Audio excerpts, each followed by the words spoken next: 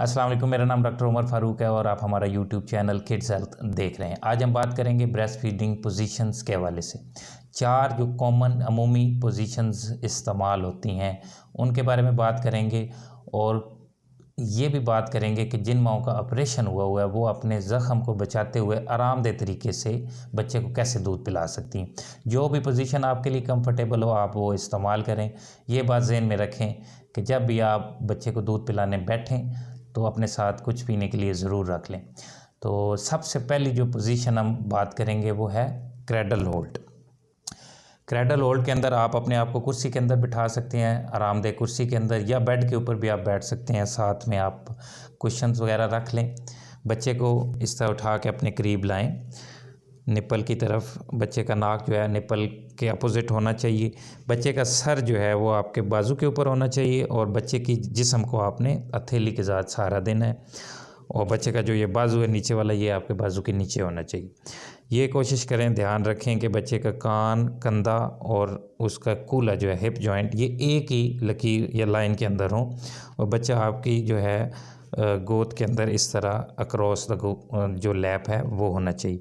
इस पोजीशन से आप अपने बच्चे को आसानी से अपने छाती की तरफ गाइड कर सकते हैं और दूध पिला सकते हैं।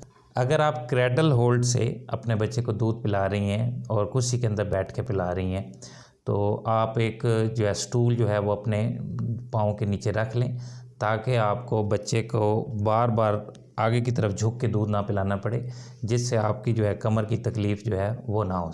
दूसरी पोजीशन है लाइंग ऑन योर साइड, लिटा के दूध पिलाना। इसमें यह होगा कि माँ और बच्चा दोनों जो है एक करवट पे लेटे होंगे और माँ और बच्चे का पेट जो है वो एक दूसरे के आमने सामने होगा।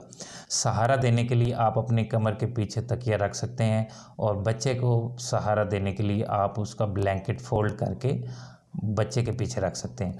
ध्यान रखें कि जब आप फीड मुकम्मल करवा लें तो बच्चे के आसपास से जो पिलोज़ हैं या ब्लैंकेट है वो आप जो है उससे दूर कर दें।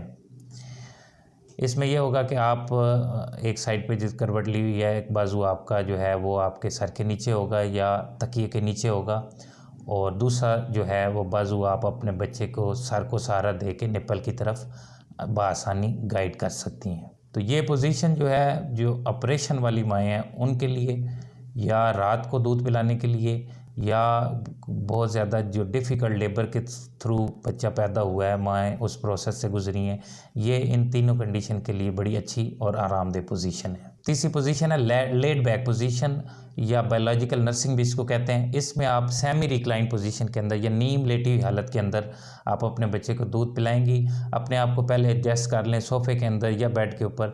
तकिया आप या कुशन जो है अपनी कमर के नीचे, कंधों के नीचे या गर्दन के नीचे सहारे के लिए आप रख सकती हैं। इस पोजीशन के अंदर आप बच्चे को पेट के ऊपर भी लिटा सकती हैं और अगर आपका ऑपरेशन हुआ है तो थोड़ा सा आप बच्चे को एक साइड पे करके भी फीड करवा सकती हैं।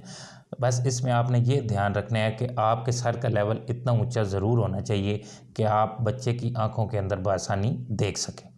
चौथी और आखिरी पोजीशन है रग्बी होल्ड या क्लच हैंडल पोजीशन। जिस तरह रग्बी बॉल लेके जो है रग्बी प्लेयर दौड़ रहा होता है, ये उसी तरह की पोजीशन है। इस पोजीशन के अंदर जो है ये बड़ी अच्छी पोजीशन है जो ऑपरेशन वाली माएँ इस्तेमाल कर सकती हैं, या अगर जिसके जुड़वां बच्चे हैं जिन माओं के, वो दोनों बच्चों को बेक वक्त भी इस पोजीशन के साथ दूध पिला सकती हैं। इसमें यह करना है कि आपने अपने आप को कुर्सी के अंदर आप बिठा सकते हैं या बेड के ऊपर अगर आपने बैठना है तो अपने आसपास तकिए या कुशन्स रख लें। इसमें आप अपने बच्चे को जो है हथेली के ज़रिए बच्चे के सर को सहारा दें। बच्चे के कूल्हे जो हैं वो आपके कूल्हे के बिल्कुल करीब होने चाहिए और इस तरीक़ेकार से आप अपने बच्चे को बआसानी दूध पिला सकते हैं। उम्मीद है आपको आज की ये वीडियो पसंद आई होगी। मज़ीद इन्फॉर्मेटिव वीडियो के लिए मेरे चैनल ज़रूर सब्सक्राइब कर लें, बेल आइकन को ज़रूर दबा दें ताकि नोटिफिकेशन मिलते रहें। अपना ख्याल रखें, बच्चों का ख्याल रखें। टेक केयर, अल्लाह हाफ़िज़।